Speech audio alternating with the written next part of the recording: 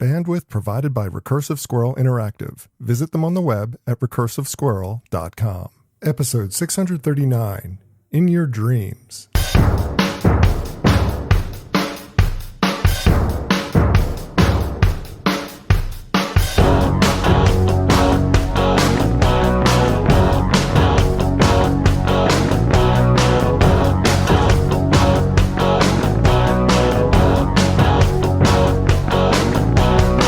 For Monday, June 14th, 2021. It's time for this week's edition of the BeanCast, a weekly discussion about the news and issues facing marketers today. I'm your host, Bob Norton.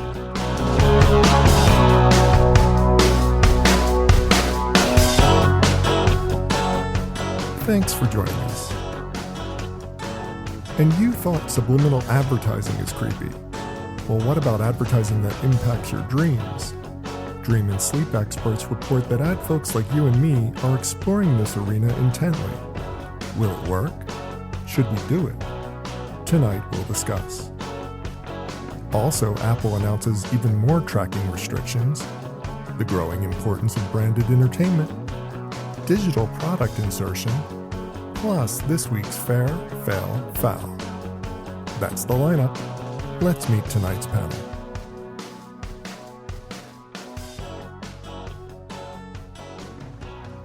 Thanks for joining us for this week's BeanCast. I'm Bob Norp, and with me on the panel for this evening, we start with the founder and creative director of direct response production company C Spot Run, Ms. Wendi Cooper. Hi, Wendi.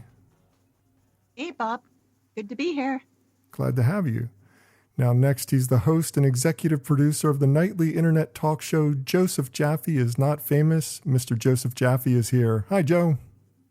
Hey, Bob, when you say no swearing, if I was to turn around and say, would that be okay? If I self-censor myself, would that be okay? I think you're recycling jokes. You had that the last time with the people. I know, but I got a lot on my mind lately. I know you do. And finally, we welcome back the CEO of Twit.tv, Ms. Lisa Laporte is here. Hi, Lisa. Hi, Bob. It's great to be back. Glad to have you. Well, I've got a weird topic to start off with. Apparently, sleep and dream specialists and researchers have been getting more and more calls from brands and agencies, people like us, to learn about influencing the dreams of consumers. Joe, obviously none of us are dream experts. I wouldn't pose as one. I wouldn't say that we have expert opinions about this, but does this represent a valuable new arena for advertising, or is it just a plain old creepy mistake? What's your thoughts on this topic? Where do I start? So, I mean, this to me, I had all these like one-liners, which is also related. Did you hear that gullible was taken out the English dictionary?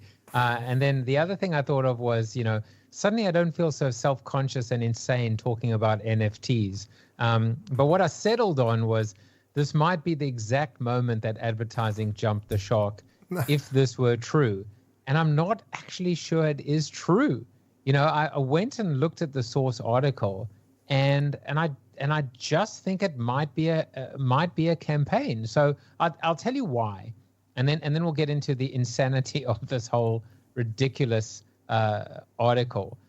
So apparently Coors went and did some campaign after the Super Bowl. And there's a YouTube video which I was kind of checking out as well. And I was just looking at this thinking, I'm not sure. Let me read it to you, if I may. Sure. So it says Barrett, some expert. By the way, I also thought that this was like that crazy authority on the pandemic video that was banned. But it said Barrett consulted with the Molson Coors beverage company on an online advertising campaign that ran during the Super Bowl.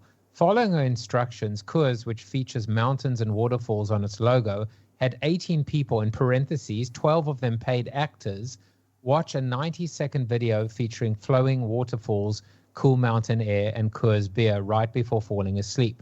According to a YouTube video documenting the effort, when the participants awoke from REM sleep, 5 reported dreaming about Coors beer or seltzer, and then parentheses, the result remains unpublished. And there's a website, that which obviously now is gone because it was just a campaign, called Coors big, I don't know, somethingdream.com. I mean, to me, if this were true, and I'm actually settling on the fact that it's so insane that this just is, I can't even entertain the reality of it. The issues with respect to privacy, with subliminal advertising, with respect to manipulation, with respect to desperation, I can't even entertain this as being serious, other than this was just maybe April Fool's meets, yet again Madison Avenue trying to be cute and do something to break through in the big game. And there are other, there are other mentions about it. And by the way, I'll say one more thing, which is, even if this were true and there was the ability to impact someone's dreams, the fact that they'd even remember the dream, the fact that they'd even go and do something about it, it's a stretch within a stretch, within a stretch. I will say, one more thing, which is the one thing that is interesting to me about the things that people should be doing before going to bed. The one thing they should not be doing is exposing themselves to their phone, to any form of media stimulation and or manipulation. However, the one thing that people are doing is using some kinds of meditative or meditation apps like Calm, for example. And I think a brand could, there are ways for a brand to get involved by being able to sponsor or maybe endorse or subsidize during, the pandemic, how many people really needed some kind of self-care and were going through so much mental health anguish. And I think Calm itself was free to people, and there were a couple of other apps. The ability to actually do something good for someone by sponsoring, pure meditation without suggestion and manipulation and subliminal advertising, that to me is an interesting way to impact someone's dreams, but in a good way where they can have sweet dreams that are brand free. But otherwise, to me, this just seemed so obscenely, far-fetched that I just couldn't take it seriously. I'm glad you bring this up, and I'm glad you posed it this way, because it does seem completely ludicrous, and I don't see it as being a legitimate way to do advertising or to do marketing. But at the same time, I can totally see some strategist at some agency calling a dream specialist and really exploring this. And I'm wondering, is it worth the effort to at least explore the opportunity, not to create ads that are remembered in dreams, but to create ads that are so memorable that they affect our dreams? I can see that being a useful tool in the marketing arsenal, because it's really focused on creating great ads, right? I mean, that's what we want. We want to create great ads that make people remember them and think about them and maybe even dream about them. No, the answer is no. And some ads are so bad that they actually put me to sleep. So first, let's try and figure out how to surprise and delight and underpromise and overdeliver when people are awake. I almost swore and used my bleep. But I mean, come on, it's just, our sleep time is our time. And with so much stress and anxiety going on in the world, I mean, the last place, can you imagine, the creepy Burger King king, he'd be almost as bad as the clown from It. Just stay away. Leave me alone. Leave me alone, please. The Burger King is the clown from It. Yeah, but can I say? Yeah, please. Sorry, please, I kept. It's so funny because I'm so used to being on Clubhouse that I kept hanging myself up. Oh my God! I was like, where am I? I was wondering, your signal kept dropping in and out, but I'm glad it's not because the internet has given us, more headaches this evening. I'm so embarrassed that I actually admitted I was doing that. So I missed a lot of probably what Joe had to say, but I think it's interesting. This topic is extremely interesting, and I'm glad Joe mentioned the subliminal advertising, because subliminal advertising, for most people, don't even really understand what that is, right? It's these, back in the day with those flashy, little quick, not even, you don't even know that you're seeing these words coming, at you, right? And so it was subliminal, and became to be illegal. You couldn't do that any longer. I think what this really is there's two things here for me. Because because I have such severe tinnitus in my ears, and some people would say that's not how you say it, Wendi, but that's how I say it. That I that I have to when I sleep, when I get in bed, it is so screeching loud that I have to have something in my ears when I sleep. I have to listen to some type of soundscape or meditation or whatever. Now I have to tell you, to Joe's point, it's like that would be kind of creepy if I'm listening to this like 24-hour thing on YouTube that, it plays for 24 hours. And yet when I'm sleeping, I'm being fed messages, right? That is weird. That's creepy. What is this? Sounds like there's, that's a text message. Sorry, do you hear? Is there a problem? Yeah, you've got some background noise coming in. It's just like, I'm not really sure what that's about, but it's nothing. I'm going to, you know what? I am going to stop what I'm saying because I have a lot to say on this show. I'm going to unplug. Bob, I will be back with a different mic. Okay. Okay, that's fine. But your point is well taken. Okay. And it's just like, there are opportunities, I think is what you're saying, where it could potentially be useful or even helpful. I'm not really sure if that's, I think that's where you're going. So I see the message. Thanks, Joe. Both, right? I think it can potentially be misused, right? And because of technology these days and people using more voice and smartphones and sleep mechanisms and smartwatches and, all the wearables to track your health and your sleep and this and that I think that there is some type of ability by brands to weave themselves into that experience, right? That is so subtle, so subliminal that it is subconsciously, because subliminal is about the subconscious, that it is subconsciously motivating us without us even knowing it to make a purchase of maybe some type of waterfall. I don't know, right? But that, yes. And so I can see where brands are looking to that to get into, to see how they can do it in probably the best way possible. But I totally see that's, look, audio is it, and audio on so many different levels, right? I just wanted to add one thing, which is like, even if you think about, let's say, a brand that really needs to get back on our radar, like Royal Caribbean, the ability for them, what I would do, if brands are listening, listen to this, please. It's like, if you think about every app that is out there that has a price tag associated with it, a monthly subscription, a weekly subscription, you have the ability to actually subsidize or even make that app free and actually bring that to someone, brought to you by. If Royal Caribbean is trying to basically be in the market of relaxation and get away and take care of yourself and detach and unplug, et cetera, and consider us again, there are so many utilities associated with sleep, to own sleep. I'm not even getting into like the Caspers and the Purples, the obvious ones. I'm talking about just if you go like secondary, tertiary, like even 3 or 4 ripples outside of that obvious literal bullseye. And you think about every app that can help you maximize your sleep, improve your sleep quality, get to sleep, stay asleep, wake up fresh. Even some of these apps, and it can be hardware, it doesn't even have to be software, in terms of waking you up when you're in light sleep versus heavy sleep. That's the way to go about tackling this specific subject, as opposed to the ridiculousness of trying to infiltrate and interrupt your dreams.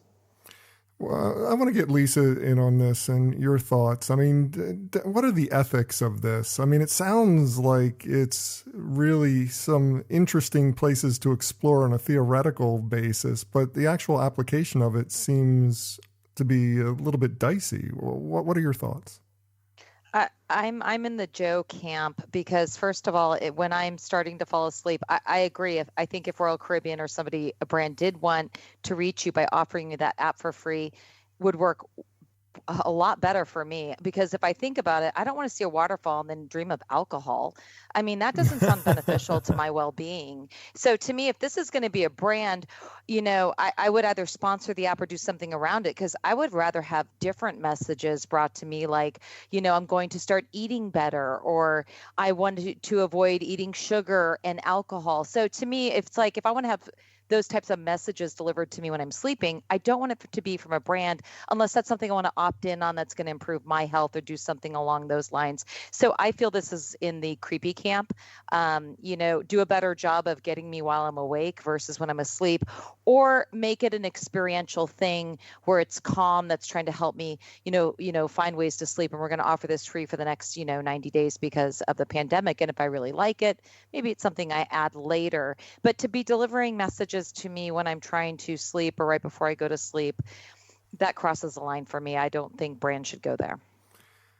Joe, go ahead. Wendi, you had something you wanted to say? Yeah, I think what is creepy, I see both sides of it, by the way, but I think that the creep factor lies in that, like what I was trying to say is, I'm sleeping and I have no idea really what they're feeding into my subliminal area of my subconscious, right? Right. Yeah. Yeah, I mean, it's that's the creep factor. There's a lot of ethical quandaries that come about this, and that's why I wanted to go back to you, Joe, on this last question. I mean, say we are exploring this. I mean, even just exploring this, doing research on it, gaming out the scenarios of what it would look like. What does that do to the overall reputation of the industry? I mean, even just doing research on this seems like it would be very harmful to the industry's reputation, and we're already considered lower than lawyers on the list of respected professions. So, I mean, this is not a good area to even be exploring, right? Right. There's not much more to add. I mean, it's the things that are sacrosanct and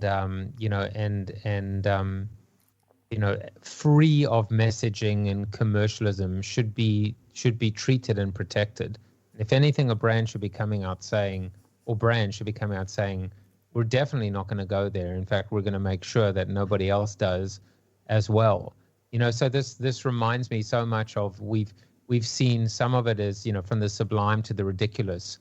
There really was a company that was looking to pioneer, and I'm not joking, projecting ads on the moon.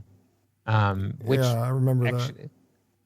I mean, there you go. And I always used to show, obviously it was a photo, or maybe it wasn't, a photoshopped image of a baby that was just filled with brand tattoos, McDonald's and Coke and et cetera, all over their body, your ad here. So it's always been thought of, and it's been the standing joke in our industry about the lengths that brands will go to in order to put their logo, somewhere. And we use phrases all the time about breaking through the clutter and captive audiences. And in this particular case, it's just like, seriously, if this were to happen, it goes back to my opening statement. This would be the very moment that advertising jumped the shark. Well, that's probably a good place to leave that topic, because I want to turn next to the fact that Apple is going to be keeping advertisers from blocking and tracking your dreams. So, I mean, it's just like Apple's trying to keep us protected and everything. No, that's not really what the story is. But apparently, Apple is going to be involved with more anti-tracking measures. They're going to be putting it out in their latest operating system, which was just announced at WWDC. We're going to talk about that in just a minute. But first, I want to tell you about today's sponsor, because today's sponsor is Wix. Now, if you've not heard of Wix, you're not paying attention, because Wix is the leading cloud-based web design and development platform trusted by over 200 million people worldwide. Now, this is specifically for agency partners, because when you're agency partners when you work with Wix, you are their agency partner. You unlock an entire digital ecosystem for creating, managing, and growing your business online. So you can run your agency the one way you always wanted to. You get the full coding and design freedom to create anything your clients need, along with the tools to manage and collaborate with your team seamlessly from anywhere. And when it comes to growing your business, you can get matched with new leads every day and earn revenue share for every website you create. They'll all be backed by Wix's industry-leading security and site performance. You'll also have dedicated account managers on standby 24/7, so you can reach your goals and start setting new ones. But don't just take my word for it. See for yourself. Head over to wix.com/partners and reimagine what your agency can accomplish. That's wix.com/partners. And we thank them very much for their support of our program. So like I was saying, Apple just completed WWDC, and they brought about a host of announcements regarding even tougher advertiser restrictions coming forth in their future OSs, specifically OS 15, which is on the horizon, probably coming out sometime in the fall. So Lisa, I'm assuming this is driving more sales, this anti-tracking measure that they're taking, and this anti-tracking focus, I should say, that they're taking. It's got to be driving more sales of Apple products, and it's good for Apple. But is there any danger to the brand being so at odds with tech, big tech, media, and other brand advertisers? Does this have any, blowback on them, or is it all upside and they're holding all the keys here? Well, this is an interesting topic and one that we've been covering on our network for like the last couple of years, with Google starting to promote that next year they're going to have the cookieless tracking, and everyone's starting to take notice of that. But when I really look at what Apple's doing, they're responding to consumers.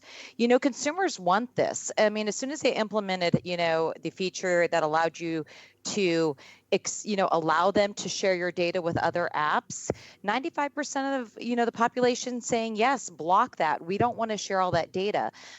Tracking people over the last 20 years has accelerated to the point that you have my date of birth, you have my home address, you probably know my blood type. So Apple's responding to what consumers want, and they're retracting and pulling back. Yes, this is going to help them. There's going to be, of course, more sales. They've always been a little more privacy conscious, so that's really good.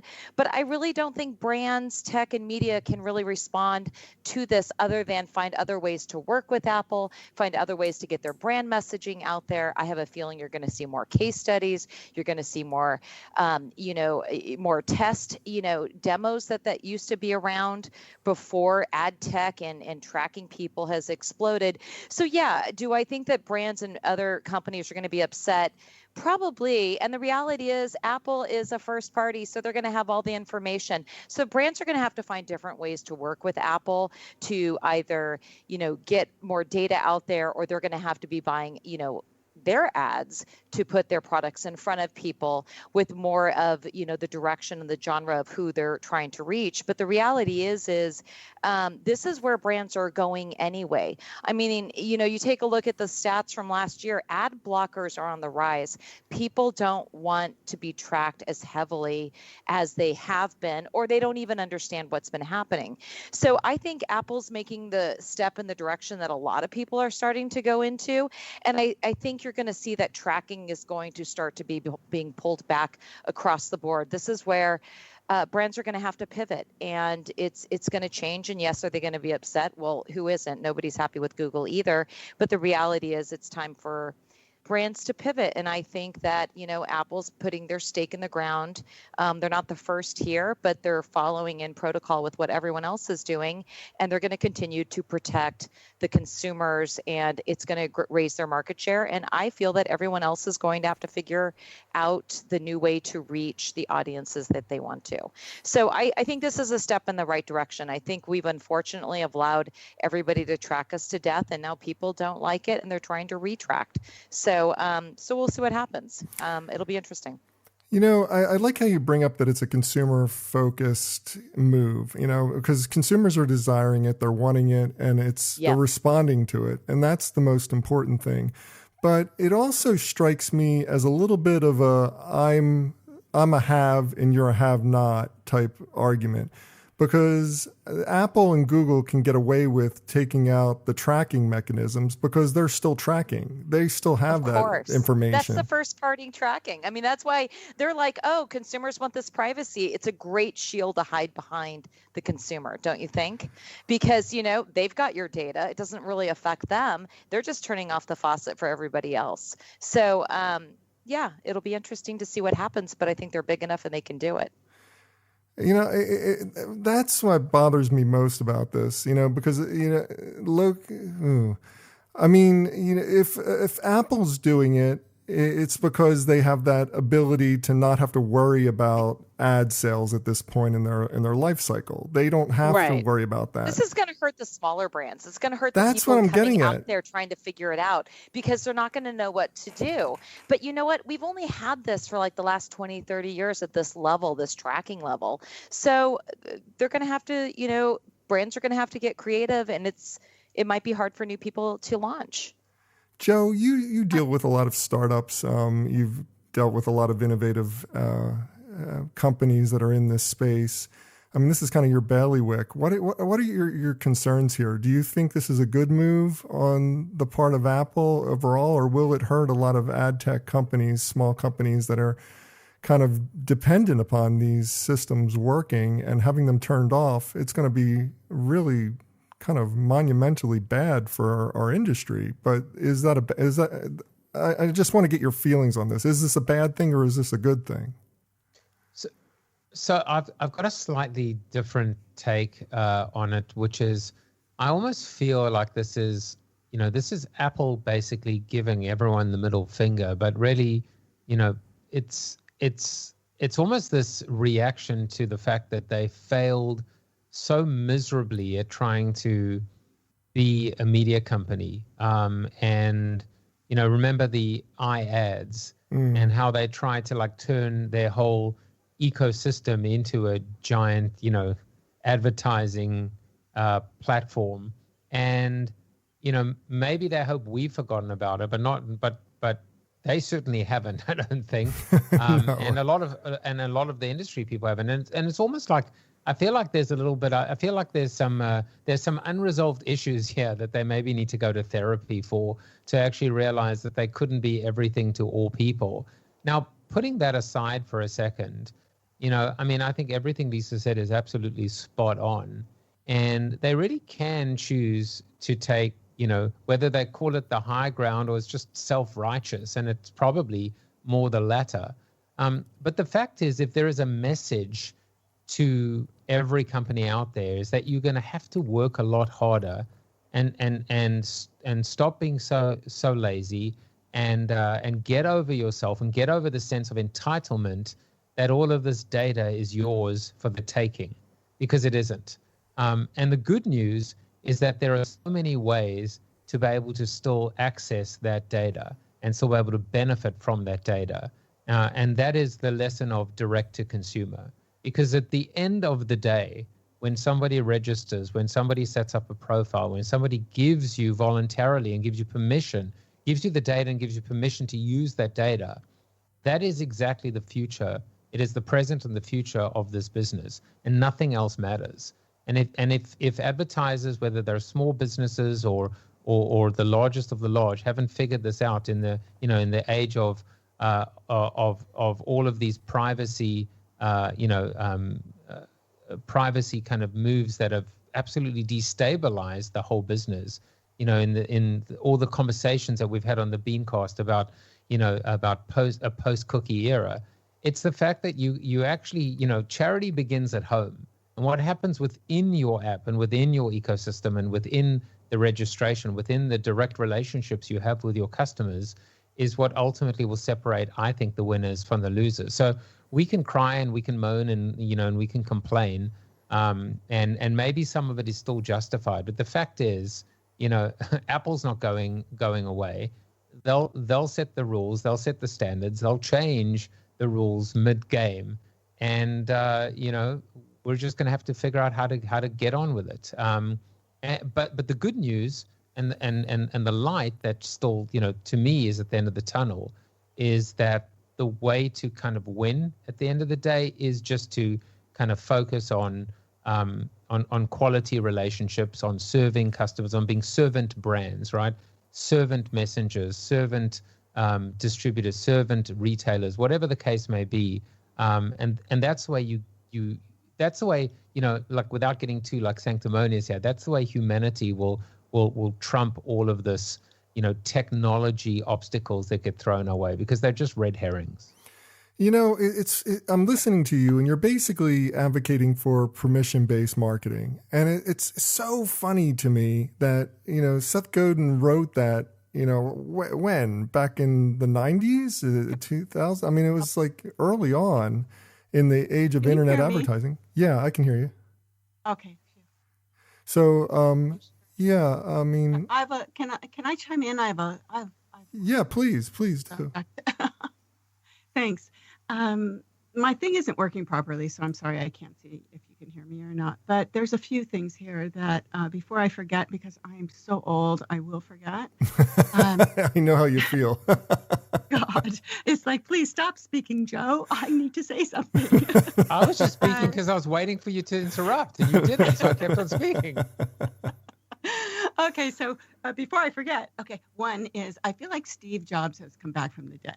Right. So on Apple TV, oddly enough, the other night I was laying in bed and I was watching the series they have on Steve Jobs. And it was really focused on his passion, his obsession to be, enclosed end to end. Right. He didn't want it to be open. And that's where him and Wozniak really had the dispute. Was Wozniak wanted it to be open and Steve Jobs didn't. Wanted everything to have to always be within the Apple culture, right? And it just seems as though that's where it's going, right? It's exactly like, if you're not within this ecosystem of Apple, if you're not within this ecosystem of Amazon, if you're not within the ecosystem of Google, if you're not paying and playing, you're going to lose. You're going to lose. And if you can't afford to pay and play, that's when you really lose. And that's where the sad thing is, because, it's always been, and Bob, I'm sure you will agree with me, that before, I've been in direct to consumer before it was digital, right? So I saw the evolution of what digital did to direct to consumer. And we never had this information before, but yet we were able, from inbound telemarketing reports, 800 numbers, really smart, intelligent media that scaled intelligently. It's in our nature to understand and look at that data, and it seems to me that it just kind of got all over the place, for quite some time now. It's just been all over the place, and everybody's making freaking money over here and over there and this and that. And I've seen publishers go out of business. Oh, I'm so sorry.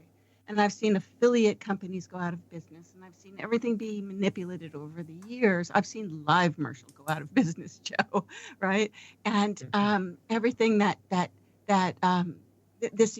thing that evolved. And so for me, it's just, oh my God, you guys, I totally... Save me. I totally lost my train of thought. No, but your point is well taken. I mean, I've been doing this show for 12 years now, Yes. And it's just like, and when I first started doing the show in our very first season, we were talking about walled gardens and about how walled gardens seemed like a good idea, but they were also destructive to the ecosystem of the internet, the free and open internet.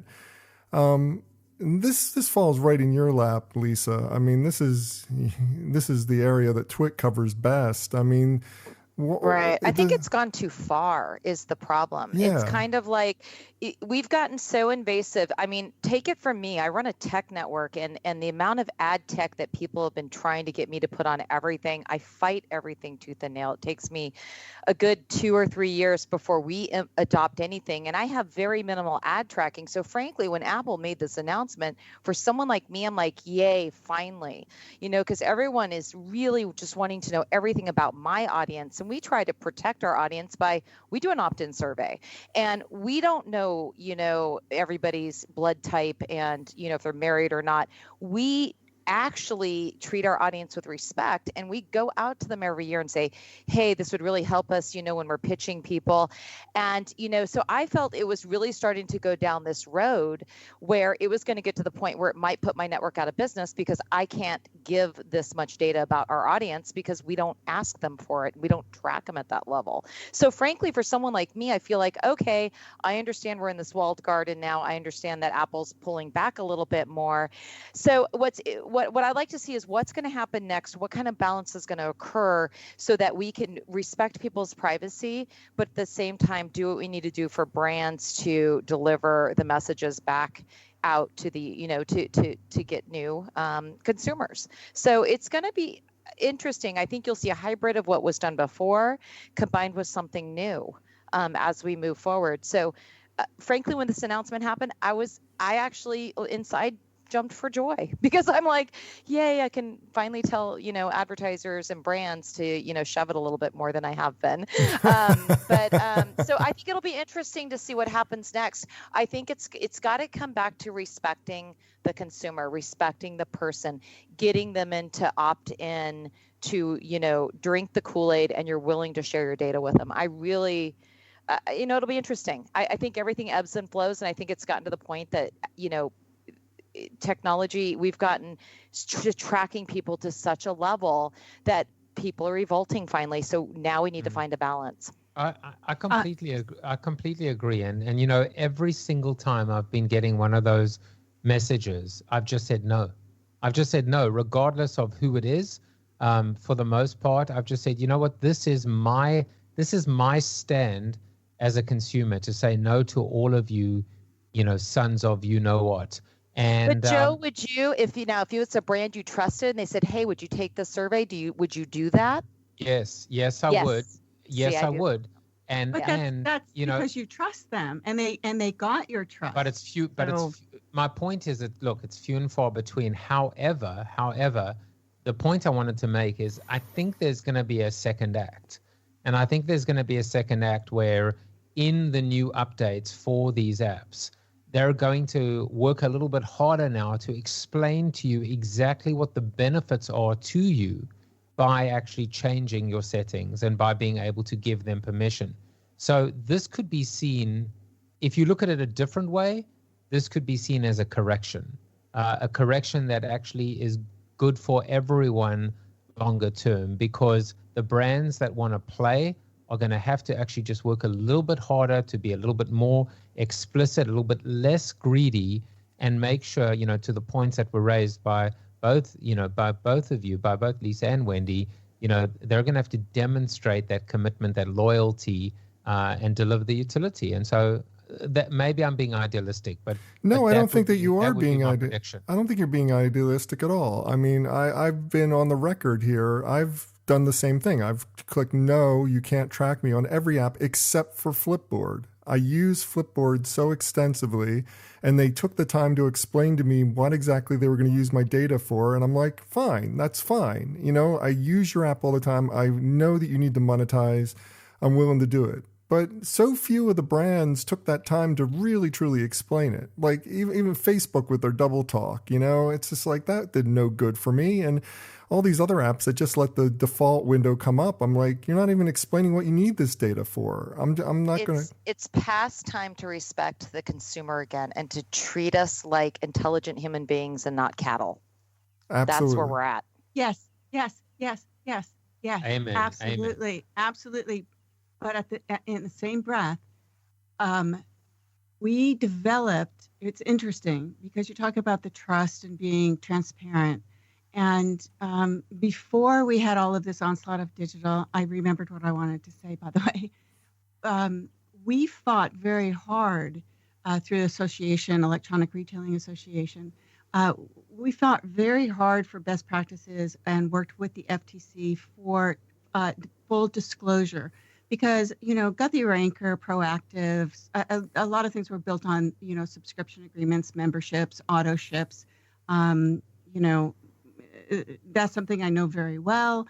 And now, there's a lot of that still going on, if not more so. But you must disclose at the time of clicking on the buy button if you are buying something that has an auto ship, and that you're getting it cheaper because you're selecting it on a membership or a subscription agreement, we developed those rules years ago because we were finding more and more people were coming into the space, into direct to consumer, into the space and just doing whatever the hell they wanted to do.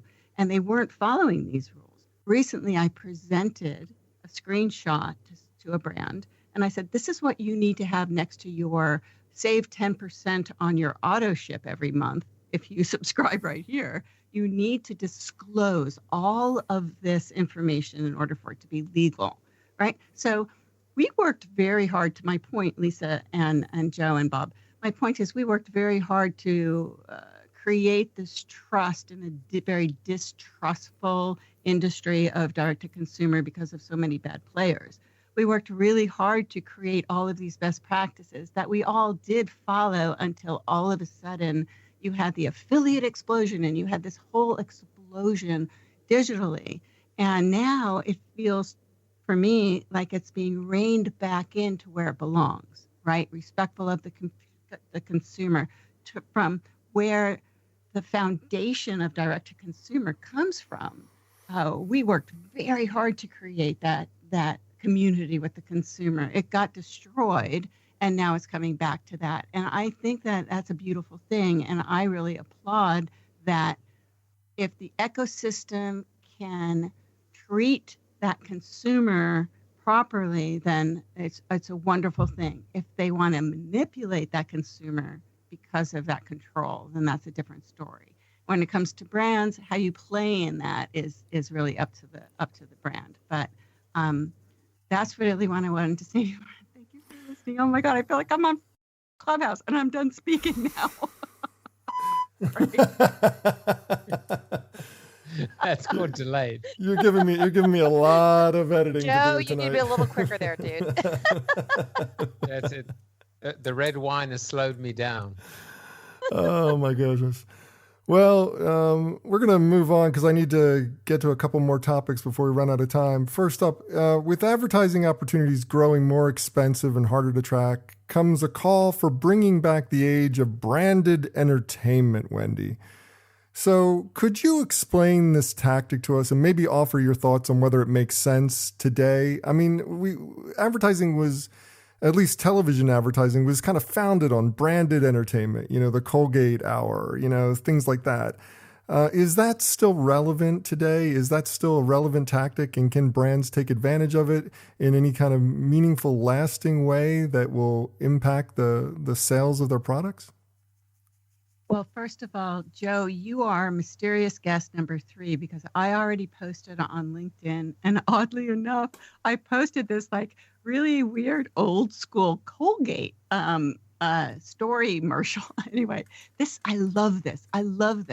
So for me, I never really could understand very well the difference between branded entertainment when that surfaced a few years back, like branded entertainment. I was always like, what F is branded entertainment? It's like, isn't that not like an infomercial, but a little bit different, So when I was reading this article, which is really kind of about why, so we're losing the cookies and all of this stuff and blah, blah, blah, blah. We're not going to be able to target.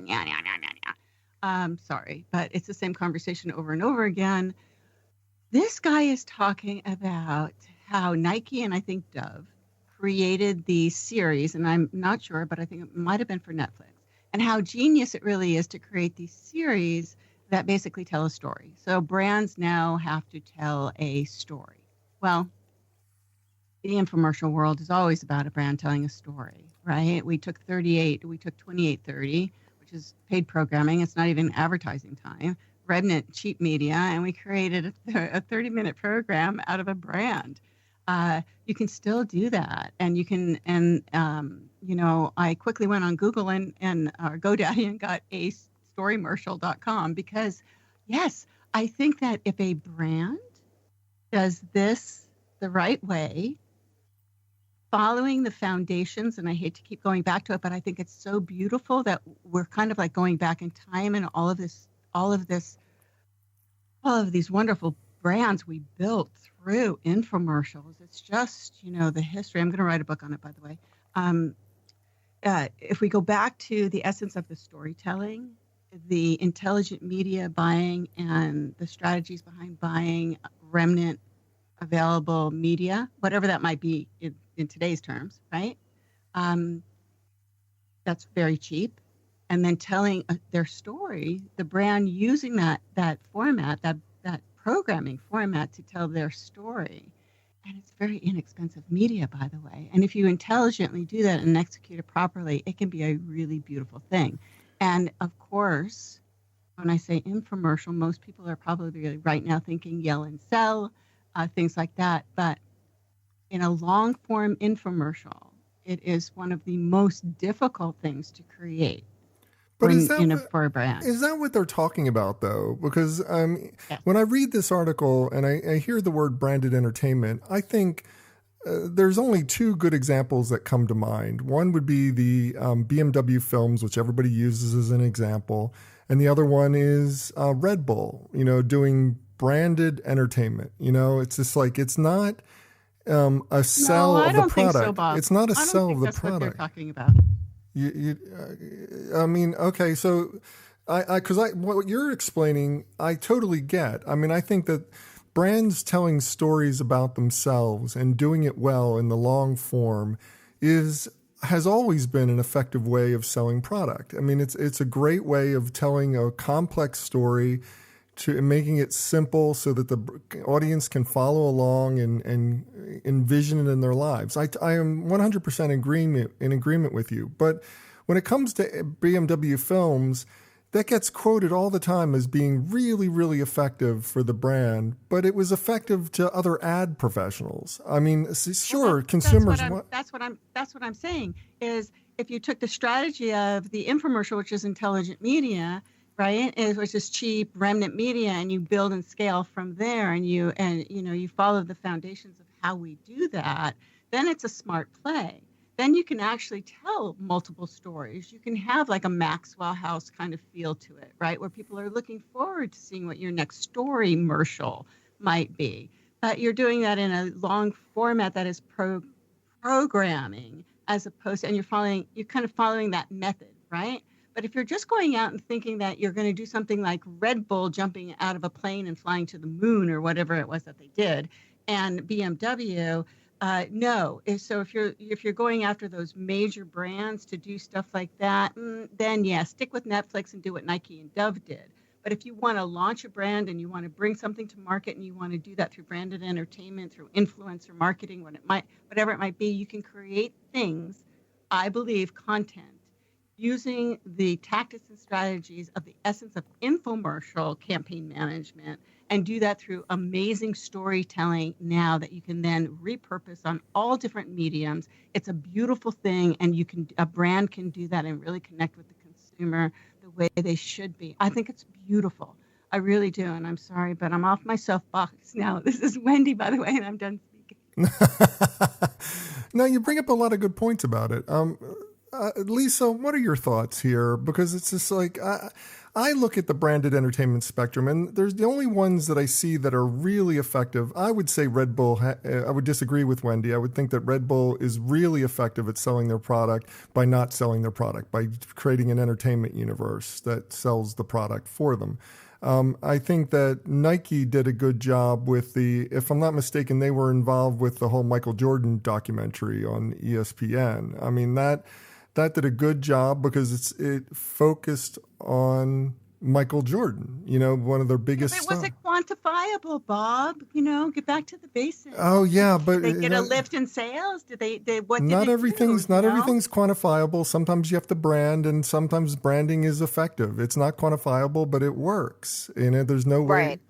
Right. I agree with you guys on the branding. It works. I think it's brilliant. I think more and more people should do it. You see NASCAR doing this too, but you're right. The brand has to make sense to how you're doing it. So I think more brands should do this. They should co-sponsor things, and you can't measure it, but it's good brand. That's what putting your brand out there is for. So I think it's smart. If it makes sense, like if, Nike's going to, cover more basketball stars, why not? Let's do it. Nike gets the billing on it. They're probably wearing Nike shoes. I mean, there could be product placement throughout too. I think it's smart. I think brands should should test everything. And if you have the funds, why not? Yeah, it makes. Yes, here's the question. Sorry. But if they could measure it, what if they could measure it? Well, they could measure it by like how many people watched it. I mean, you're going to get some measurable ratings around doing entertainment. How many people attended? How many people went? How many people, maybe take a look at who bought that product over the next week after that had dropped. I mean, there's ways to measure a little bit of that, but I think it's a really great way to put your brand out there without shoving an ad in someone's face. I firmly believe that marketing is a tripod. I mean, it's branding, which is making sure people are aware of you. You have direct marketing, which is selling, actually making a sale, making a pitch, and you have public relations, which is message management, and relationship management. And that's the tripod of marketing, and you need all three of them. Maybe not in equal measure for every single product, but I firmly believe that with that marketing tripod, you get better results in the end. And I think that branded entertainment makes a lot of sense for consumers if it's done well. If it's done well. Yeah, we that's talked, the key. Something that you mentioned, which kind of dovetails really well into our last topic, is the idea of product placement. The Nike shoes would be all over a basketball film. They would be everywhere because that's a great way to market, for them, is having that product placement. But if you've seen the French comedy on Netflix, Call My Agent, you've seen various product placements during the show, but what you may not realize is the products weren't there originally. All the products have been digitally inserted. And I'm wondering, Joe, have we finally reached a point where the tactic can be done without being jarring? And everyone on the panel, would you recommend it to advertisers? First, starting with Joe, what do you think? I mean, this is one of those cases where I would say, finally, and about time. I mean, one of the things that I said right at even when I wrote Life After the 30-second spot, I said, here are, the two rules. There's the rule number one, the customer is always right. Rule number two, the customer is wrong. See rule number one. So my two rules was, if given the choice, 10 times out of 10, customers would choose to ignore, obliterate, opt out, just eradicate advertising. And then rule number two was advertising's not going away. And it was really based on a reality. It is a necessary evil. It is this, there is an economic model that some customers don't understand and some do, which is if there was no advertising, that free content you get is going to be really expensive. So if we're still, it just blows my mind why.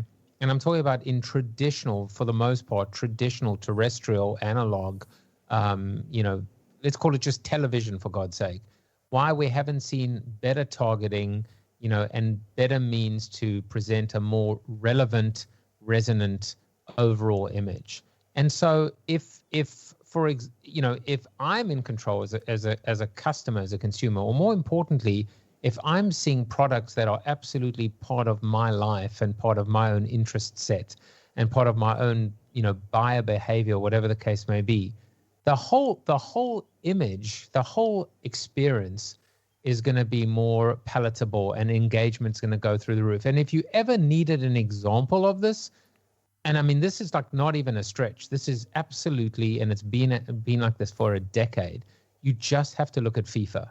You just have to look at what's happening in the gaming space, where if you didn't see the advertising, you would actually, cry foul. You'd be like, this is not reality. I want to see McDonald's on the advertising board. I want to see MasterCard.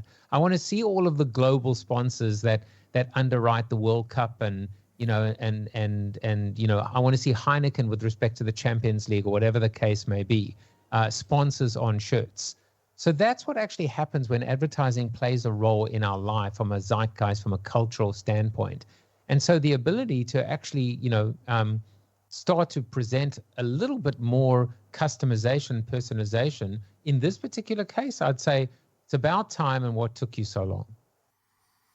Wendi, I know you have a lot of opinions about this one, because it's just like, it makes, it's interesting that we've been talking about this tactic for probably 6 years now. I think that was about how long ago we started talking about it, yet it was never good enough to make it so that it wasn't jarring. It wasn't kind of makes you stand off from it. I think what Joe's saying is correct. I mean, product placements are really effective at getting attention and making people feel good about it. I'm just wondering about the ethics of inserting products later into content. I mean, in the case of Call My Agent, it was well done, but it can be done really, really poorly. And what does that do to both the entertainment value and the consumer's perception of advertisers, kind of ruining their favorite movies and TV shows? Well, first off, I have a few things to lead in with.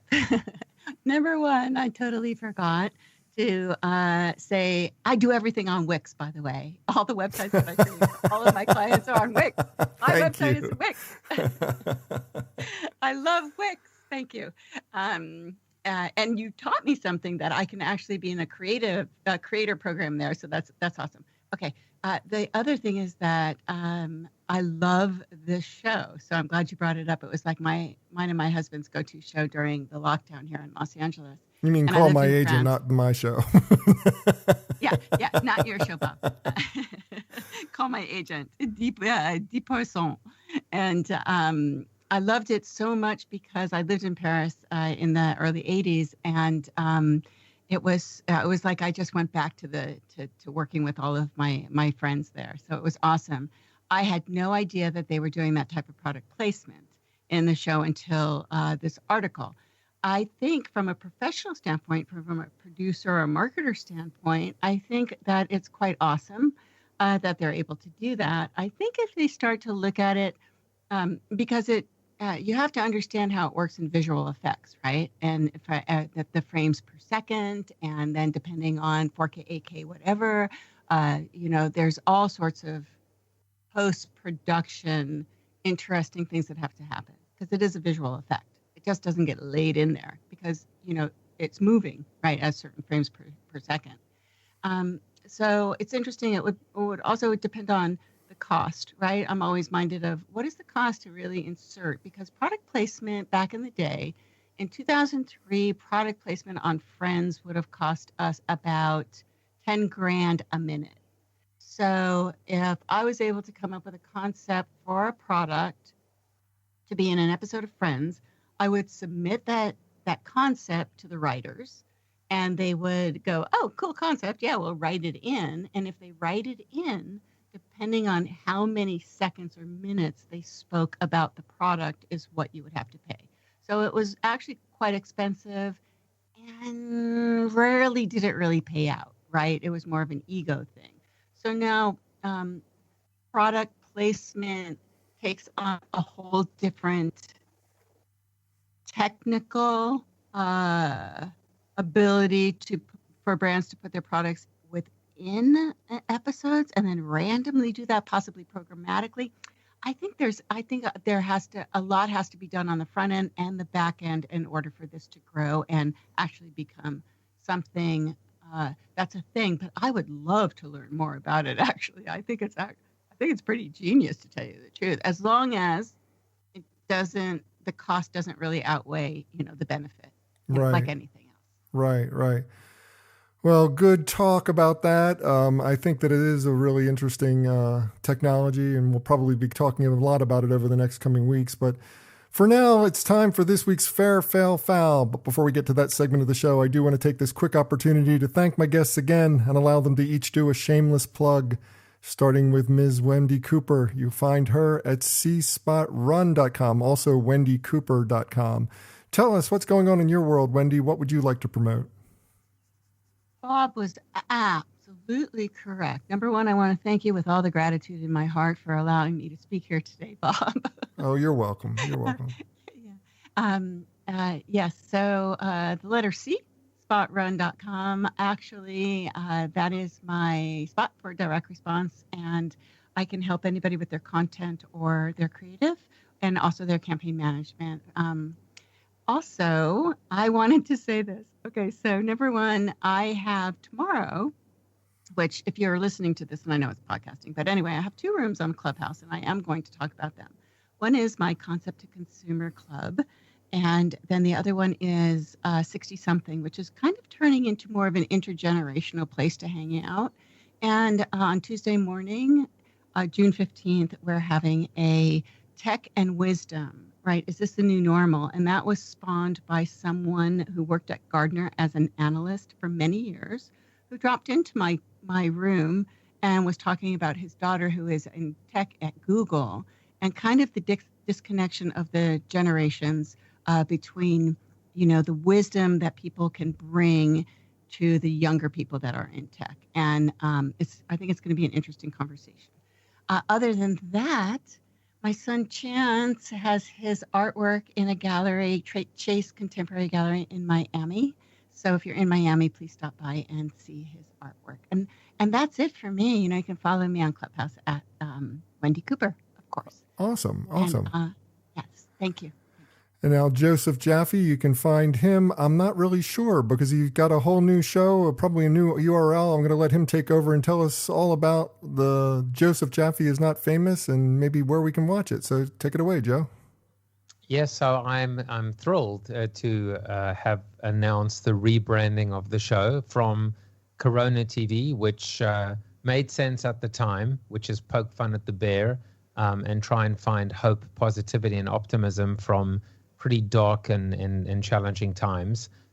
Joseph Jaffe is Not Famous is my attempt now at reinventing the variety show in the streaming era. So Monday through Thursday, live at 9, always live with a guest and a creator, performer, strong focus on diversity, equity, and inclusion.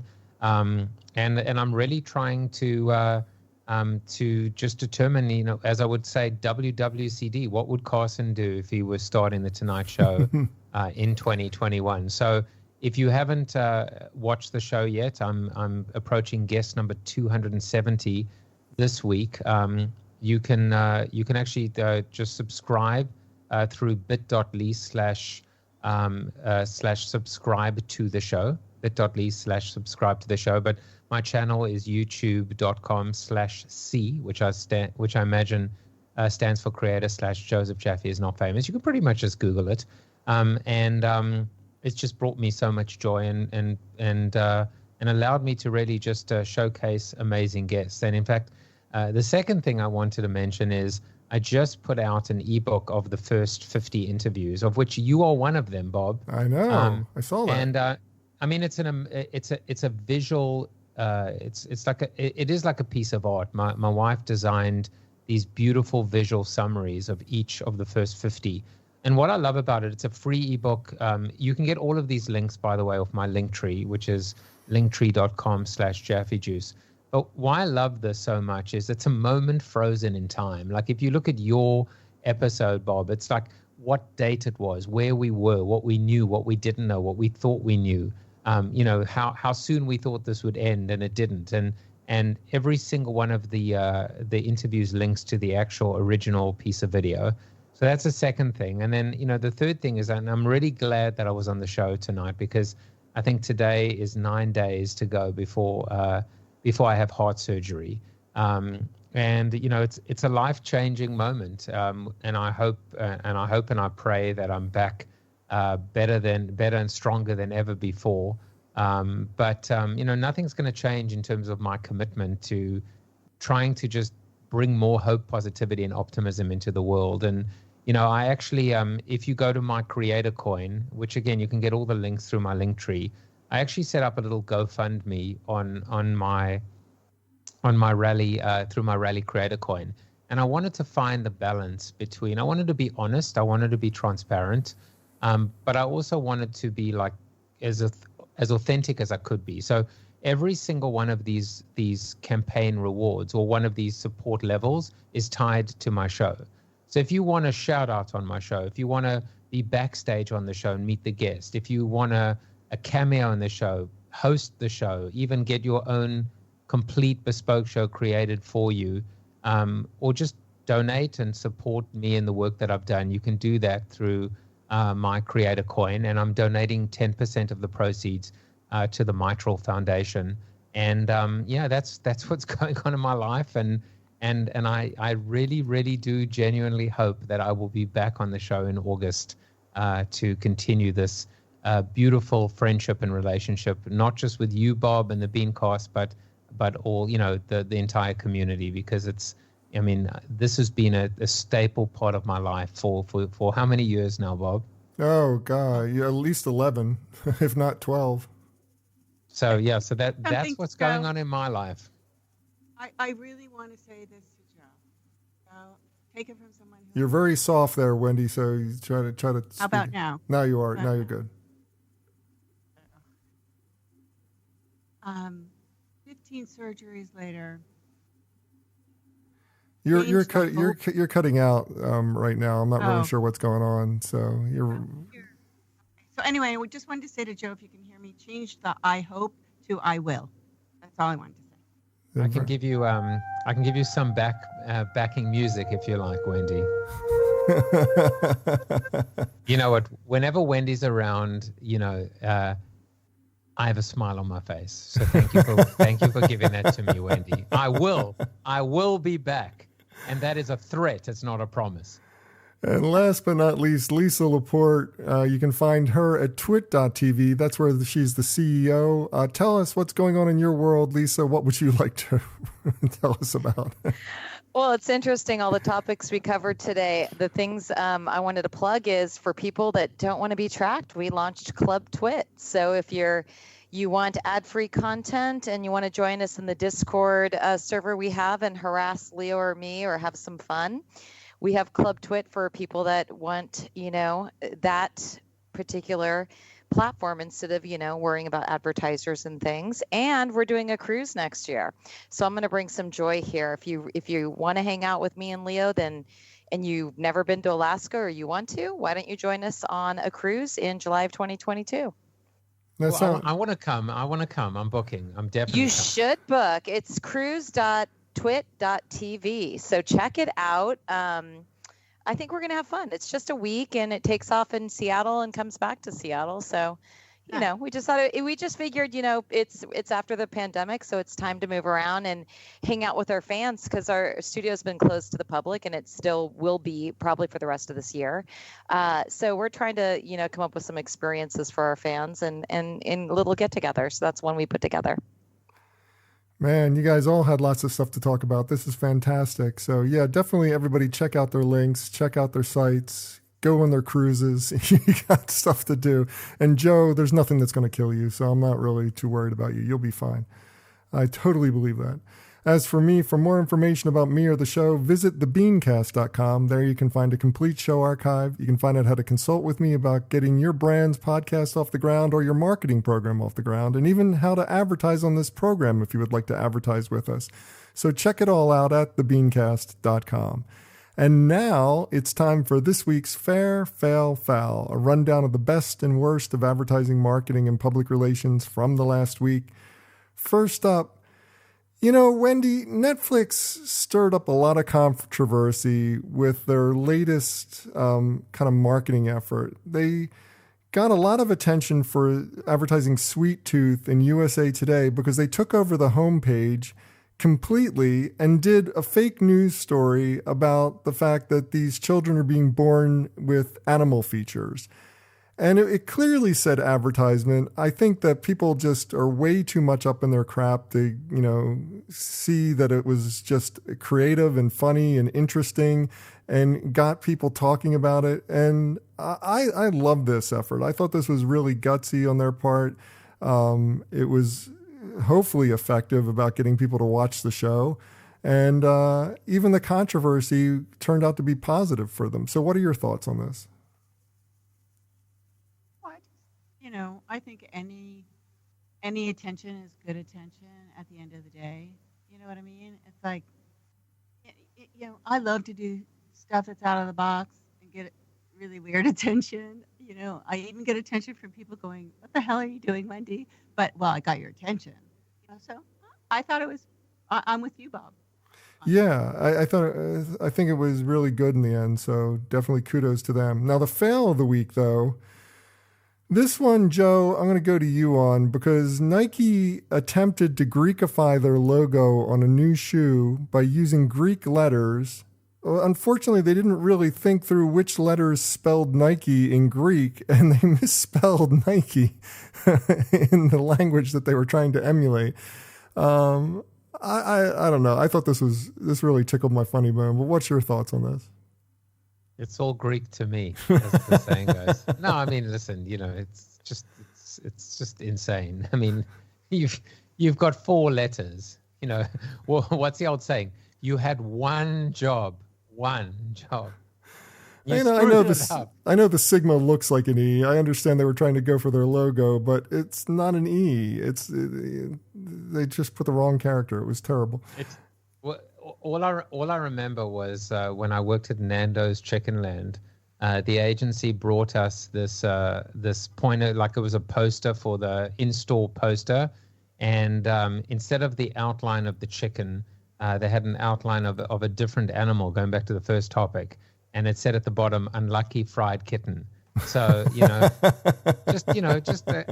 that's all I could think of. So I don't know what the word that they actually ended up forming spelled, as long as it didn't spell unlucky fried kitten. I guess they'll live to fight another day. Well put. Now, the foul this week, Lisa, goes to Facebook because they were outed for allowing pro-Trump groups to pose as liberal groups in order to split voters during the 2018 midterm election. This caused a lot of controversy this week. I don't know if there's much to say about it, but it's, my God, I can't believe that they got away with so much crap after 2016 when they should have known better and started pulling back from these types of things. I almost just went dun because it seems like this is Facebook's MO. And it's interesting because I did some digging on this, and it's like they're like, well, they didn't break any rules. I'm like, well, then it's time for new rules. It's just, I don't know. I just feel like you would have thought they would have learned, but they still have a lot of work to do, and just another reason to always fact check anything you read on Facebook. Absolutely. There you go. Thank you for the rim shot. That.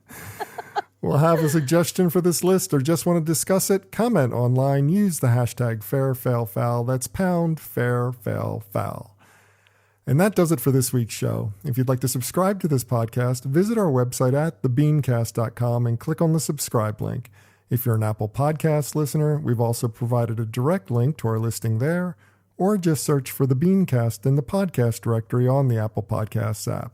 And whichever podcast directory you use, when you subscribe, please leave us a review. Got a comment? Have a question? We'd love to hear from you. Just send your emails to beancast@gmail.com. Opening theme was performed by Joe Seibel. Closing theme by C. Jax. Thanks for listening. I'm Bob Norp. We'll be back again next week. Hope you'll join us then.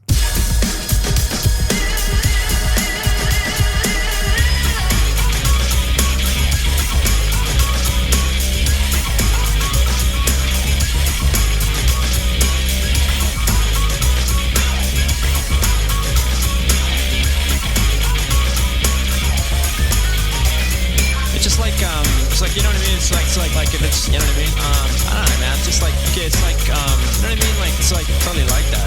It's like, I don't know, like if it's, it's like, you know what I mean? Yeah, it's just like kind of, it just seems like it's just like almost exactly.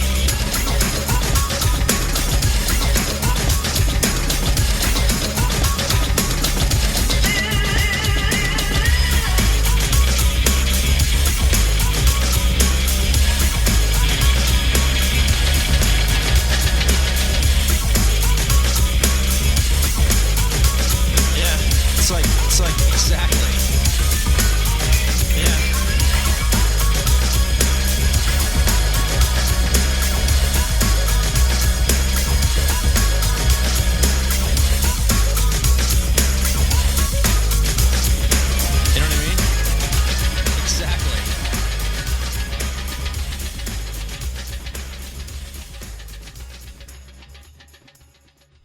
Bean.